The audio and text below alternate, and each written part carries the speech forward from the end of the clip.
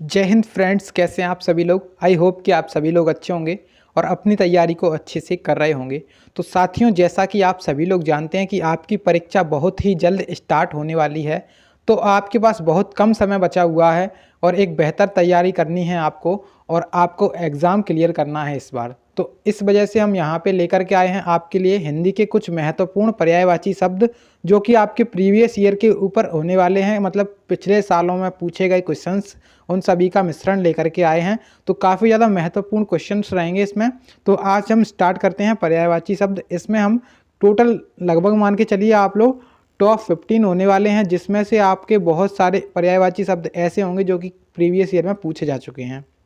देखिए, आज का जो पहला शब्द है, इसका शब्द का नाम है ऊंट। तो ऊंट तो आप सभी लोगों ने सुना होगा। ऊंट का पर्यायवाची क्या होता है?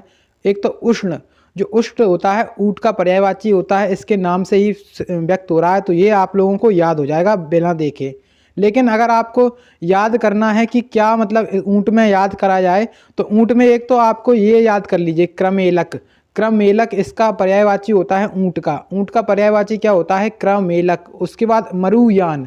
मरुयान भी आप लोग याद कर सकते हैं, क्योंकि इम्पोर्टेंट तो वही चीज़ है जो आपको मतलब थोड़ी अटपटी सी लगती है, वही चीज़ पूछता है एग्जामिनर। ठीक है, तो क्रमेलक हो गया, एक हो गया मरुयान। उसके बाद एक हो गया लंबोष्ट। तो लंबोष्ट तो आपको देखते ही पता चल जाए कि कैसे लंबा होता है ऊंट। ठीक है, ऊंट क्या होता है? लंबा होता है। तो लंबोष्ट यानी कि उष्ण मतलब क्या होगा? ऊंट हो जाएगा, और लंबा का मतलब ऊंट। ठीक है, तो लंबोष्ट किसका हो जाएगा? ऊंट का हो जाएगा। मरुयान और क्रमेलक आप लोग याद कर लीजिए, काफ़ी ज़्यादा इंपॉर्टेंट है। देखिए, नेक्स्ट शब्द देखते हैं हम। नेक्स्ट शब्द आपके सामने है, जिसमें आपके सामने लिखा है दैत्य। तो दैत्य, देखिए दैत्य का पर्यायवाची क्या है? दैत्य का पर्यायवाची एक तो होता है असुर। असुर, असुर यानी कि दैत्य। ठीक है, उसके बाद दानव होता है, एक राक्षस होता है, और एक होता है निशाचर। जैसे आप लोगों ने कई सारे धार्मिक सीरियल देखे होंगे, उनमें देखा होगा कि दैत्य और देवताओं का युद्ध चलता है। तो दैत्य क्या होते हैं? राक्षस होते हैं, या फिर दानव आप लोग कह सकते हैं, या फिर उनको असुर भी कहा जाता है। तो आप लोग इसमें से निशाचर जरूर याद कर लीजिए। निशाचर, जो निशाचर है वो किसका पर्यायवाची है? दैत्य का पर्यायवाची है निशाचर। ठीक है, तो बाकी सभी तो आपको याद करने ही हैं। देखिए, नेक्स्ट आपके सामने आता है सैंधव। तो सैंधव काफ़ी ज़्यादा महत्वपूर्ण है, आप लोग इस पर एक स्टार लगा लीजिए। तो सैंधव किस वजह से इंपॉर्टेंट है? क्योंकि ये किसका पर्यायवाची है? घोड़े का पर्यायवाची क्या है? सैंधव है। तो आपसे ऐसे नहीं पूछेगा कि घोड़े का पर्यायवाची बताइए, आपसे कहीं बीच में से पूछ लेगा कि है किस चीज़ का पर्यायवाची है, या फिर सैंधव किस चीज़ का पर्यायवाची। तो आपको याद होना चाहिए कि सैंधव किसका पर्यायवाची है? घोड़े का पर्यायवाची है। उसी प्रकार से उसका पर्यायवाची क्या है? घोड़े का पर्यायवाची है। जो है ना, है भी घोड़े का पर्यायवाची है। अश्व आप सभी लोग जानते हैं, बचपन से पढ़ते हुए आ रहे हैं, अश्व। ठीक है, और एक तुरंग होता है, तुरंग। ठीक है, तुरंग भी किसका पर्यायवाची है? घोड़े का पर्यायवाची है। तो इसको भी आप लोग याद कर लीजिए। तो इसमें इंपॉर्टेंट चीज़ क्या है याद करने के लिए? एक तो आपकी है हो गई, उसके बाद एक हो गई तुरंग। बाकी दोनों चीज़ें तो आपको पता ही है। और सैंधव क्या होता है? सैंधव क्या होता है? घोड़े का पर्यायवाची होता है। तो सभी चीज़ें आपको एक एक करके नोट करते हुए चलना है। नेक्स्ट शब्द आपके सामने है रिश्वत। तो रिश्वत में आप घूस तो जानते ही हैं कि घूस देना, घूस लेना। तो क्या होता है? वो रिश्वत होती है। और रिश्वत को क्या कहते हैं? उत्कोच। उत्कोच, यहाँ पे इसका वर्ड जो है ना, इसको आप लोग स्टार लगा करके नोट कर लीजिए, किसका मतलब ये पर्यायवाची है। तो ये है उत्कोच, यानी कि रिश्वत का पर्यायवाची क्या है? उत्कोच। ठीक है, इसको नोट कर लीजिए, पर्यायवाची बहुत ज़्यादा महत्वपूर्ण है। अभी देखिए, मैं आपको एक बात बताता हूँ। जैसे कि आप एसएससी जीडी एग्ज़ाम देने गए और उसमें आपसे हिंदी में पूछ लिया गया पर्यायवाची। अगर आप अभी ऑनलाइन टेस्ट लगा रहे होंगे किसी भी प्लेटफॉर्म पे, तो आपको एक पता चलता होगा कि मेरे नंबर कहाँ पे कटते हैं। जैसे कि आपने टेस्ट दिया उसमें, तो आपके नंबर जो ज़्यादा से ज़्यादा कटने की संभावनाएँ होती हैं, वो होती हैं एक तो विलोम शब्द से, और एक होते हैं पर्यायवाची शब्द। इनसे से ज़्यादा नंबर आपके कटते हैं, क्योंकि आप जो है ना, ये अथाह सागर सा है, मतलब बहुत सारे पर्यायवाची हैं। अब यहाँ पे हमें पता नहीं है कि हमें क्या पढ़ना है इसमें। तो वही चीज़ मैं बता रहा हूँ कि आप मतलब पर्यायवाची शब्द और विलोम शब्द, ये 3-4 चीज़ें ऐसी हैं जो आपके नंबर को बढ़ा सकती हैं। ठीक है, तो आप जब इनको पढ़ लेंगे और अच्छे से, मतलब कुछ तो ऐसा तो नहीं है कि सभी लोग की सब कुछ पढ़ लेंगे। ऐसा पढ़ना है आपको कि आपका सिलेक्शन हो जाए, ठीक है। तो बस वही चीज़ आपको देखनी है। नेक्स्ट यहाँ पे आपके सामने वर्ड है वन प्रिया। तो देखिए वन प्रिया किसका पर्यायवाची है? तो जो वन प्रिया है वो किसका पर्यायवाची है? कोयल का पर्यायवाची है वन प्रिया, ठीक है। उसी प्रकार से कोयल का कोकिला भी कहा जाता है, इसको पिक भी कहते हैं और काकपाली भी कहते हैं, काकपाली, ठीक है। तो कोयल हो गया, कोयल का पर्यायवाची क्या हो गया? वन प्रिया, उसके बाद कोकिला और उसके बाद पिक हो गया और काकपाली, ठीक है। तो याद कर लीजिए, काफ़ी ज़्यादा महत्वपूर्ण है। इसमें से मैं आपको बताऊंगा पिक वाला, ठीक है। पिक किसका पर्यायवाची है? आपसे प्रश्न ऐसे पूछा जा सकता है, क्योंकि कोकिला, कोयल और वनप्रिया तो लगभग याद कर लेते हैं सभी लोग। तो पिक आप लोग पिक पर ज़्यादा ध्यान दीजिए कि पिक किसका पर्यायवाची है, तो कोयल का ही पर्यायवाची है। नेक्स्ट शब्द आपके सामने है गुलशन। तो देखिए गुलशन का मतलब क्या होता है? गुलशन का मतलब होता है उपवन या फिर बाग या बगीचा। तो जैसे आपने कोई गाना वगैरह सुना होगा कि गुलशन में आए बहार, ऐसे बहार बन के, तो ये क्या है? गुलशन क्या है? बाग होता है, बगीचा होता है या फिर होती है वाटिका, ठीक है। तो गुलशन, इसको स्टार लगा सकते हैं आप लोग। गुलशन जो शब्द है किसका पर्यायवाची है? बाग का पर्यायवाची है। बगीचा वही चीज़ है और वाटिका भी वही चीज़ है, ठीक है। उपवन भी आप लोग उसको कह सकते हैं। नेक्स्ट शब्द आपके सामने है विभीषिका। तो इसको आप लोग स्टार लगा के जरूर नोट करें। विभीषिका का मतलब क्या होता है? विभीषिका का मतलब होता है भय, यानी कि डर। तो भय का मतलब तो आप सभी लोग जानते हैं, और ये इससे याद हो जाएगा, भय से क्या होता है? डर होता है। और इससे आप लोग ये याद कर लीजिए कि विभीषिका, विभीषिका, विभीषिका। अब इसको आप लोग याद कैसे कर सकते हैं? जैसे कि आप लोग जानते होंगे रामायण में रावण के एक भाई थे जिनका नाम था विभीषण, ठीक है। तो उन्हें आप लोग, मतलब मैं तो बता रहा हूँ, याद करने की ट्रिक बता रहा हूँ, ठीक है। आप लोग बस कैसे भी याद कर सकते हो कि विभीषण को क्या लगा? डर लगा। विभीषण को क्या लगा? भय लगा, ठीक है। तो क्या हो गया? विभीषिका को भय लगा। तो विभीषिक जो है ना, क्या किसका पर्यायवाची हो जाएगा? भय का पर्यायवाची होगा। इसके लिए एक और याद कर लीजिए, भीति। भीति भी किसका पर्यायवाची है? भीति भी भय का पर्यायवाची है, ठीक है। चलिए अभी देखिएगा, नेक्स्ट प्रश्न आपके सामने है। देखिए नेक्स्ट शब्द है, इसमें कह रहे हैं दीन। तो दीन का मतलब क्या होता है? दीन का मतलब होता है बिल्कुल गरीब। जो व्यक्ति बहुत ज़्यादा गरीब होता है उसे कहा जाता है दीन, उसे ही कहते हैं हम निर्धन। तो जैसे ही आप लोग गरीब शब्द देख लेंगे तो आपको मतलब याद आया कि इसके ये वर्ड हैं, लेकिन अगर आप यहाँ से देखेंगे और आपको ऑप्शन में ये नहीं दिख रहे हैं तो आपको मतलब कम याद आएगा। तो दीन पर ज़्यादा फोकस करना है कि दीन किसका पर्यायवाची है, तो गरीबी होता है दीन का मतलब। उसी प्रकार से दरिद्र भी इसका मतलब होता है। और रंक, राजा रंक आपने सुना होगा, राजा और रंक। तो राजा और रंक में बहुत बड़ा अंतर होता है। राजा क्या होता है? महाराज होता है। रंक मतलब बहुत गरीब व्यक्ति, ठीक है। तो यहाँ पे आप लोग इसके लिए दीन जो वर्ड है वो काफ़ी ज़्यादा महत्वपूर्ण है, इसको आप लोग नोट कर सकते हैं। अब देखिए नेक्स्ट आपके सामने है। नेक्स्ट में आपसे बोला गया है चाप। तो चाप का पर्यायवाची क्या है? तो चाप का पर्यायवाची, ये सभी के सभी इम्पोर्टेंट हैं और इसमें कोई भी ट्रिक नहीं है इसको याद करने की। तो आप सभी को याद करिए कि चाप का पर्यायवाची क्या है? सरासन। एक तो सरासन है, एक कमान और कोदंड और धनु। तो चार पर्यायवाची आप लोग इसके याद कर लीजिए। चाप, तो चाप किसका पर्यायवाची है? धनु का, कोदंड का, कमान का और क्या हो जाएगा इसका? सरासन। तो यहाँ पे इसकी याद करने की कोई ट्रिक बन नहीं रही है, तो इसको आप लोग ज़रूर याद करें और अगर क्वेश्चन आ जाता है तो बहुत अच्छी बात है, ठीक है। अब देखिए आपके सामने नेक्स्ट प्रश्न है जिसमें आपसे बोला गया है नपुंसक।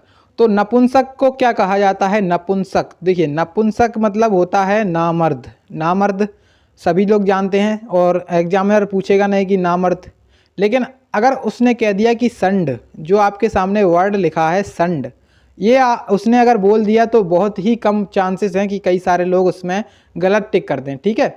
तो यहाँ पे संड को जरूर याद करें कि संड किसका पर्यायवाची है? नपुंसक, यानी कि नामर्द का पर्यायवाची है संड, ठीक है। अब देखिए नेक्स्ट शब्द आपके सामने है जिसमें आपसे कहा गया है रोशनी। तो आप लोग ये चीज़ तो बचपन से पढ़ते हुए आ रहे हैं, प्रकाश। प्रकाश का पर्यायवाची उजाला, ये सब चीज़ें होती हैं। तो उसी में आप लोग एक जोड़ सकते हैं रोशनी। तो यहाँ पे जो रोशनी है इसका पर्यायवाची उजाला और प्रकाश हो जाएगा, ठीक है। अब देखिए अगला क्वेश्चन आपके सामने है, अगला शब्द आपके सामने है कलकंठ। तो ये काफ़ी ज़्यादा महत्वपूर्ण है, कलकंठ। तो कलकंठ का मतलब होता है हिंस। जो हंस होता है वो होता है कलकंठ, ठीक है। हंस क्या होता है, कलकंठ होता है, तो हंस का पर्यायवाची हो जाएगा कलकंठ। उसी के साथ आप लोग मान शौक, मान शौक और सिप पक्ष, तो तीनों ज़्यादा इंपॉर्टेंट हैं, बहुत ज़्यादा महत्वपूर्ण हैं और याद करने में भी परेशानी होती है इनको, तो याद जरूर कर लीजिए। जो हंस होता है वो क्या होता है, कलकंठ होता है, यानी कि हंस का पर्यायवाची क्या हो जाएगा, कलकंठ हो जाएगा। उसके साथ ही साथ हंस का जो मन होता है वो शौक से भरा हुआ रहता है। क्या रहता है, हंस का जो मन होता है वो शौक से भरा हुआ होता है। इसी प्रकार से क्या हो जाएगा, जो हंस है मान शौक होने वाला है यहाँ पे, मान शौक, मन शौक से हो जाएगा मान शौक। उसके बाद सिप पक्ष, यहाँ पे सिप जो पक्ष है इसको भी आप लोग एक बार नोट कर लीजिए। नेक्स्ट शब्द आपके सामने है प्रख्यात। तो देखिए प्रख्यात को कैसे याद करेंगे, प्रख्यात का मतलब क्या होता है, विख्यात। विख्यात मतलब मशहूर होना, फेमस होना, ठीक है। तो विख्यात हो या फिर प्रसिद्ध हो या फिर यशस्वी हो, या फिर विख्यात, मशहूर, यशस्वी या फिर प्रसिद्ध, उसे क्या कहा जाता है, उसे कहा जाता है प्रख्यात। यहाँ पे इसका सही आप लोग नोट कर सकते हैं।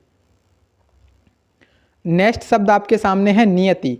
तो नियति ये काफ़ी ज़्यादा महत्वपूर्ण है। नियति, तो ये क्वेश्चन पूछा भी जा चुका है कि नियति का पर्यायवाची क्या क्या हो सकता है। तो देखिए यहाँ पे एक तो प्रारब्ध, प्रारब्ध हो जाएगा नियति का पर्यायवाची, और नियति का मतलब ही होता है भाग्य, मतलब आपके भाग्य में क्या लिखा है, ऐसे मतलब भाग्य होता है उसमें, तो भाग्य को क्या कहते हैं, नियति, ठीक है। नियति में क्या लिखा है।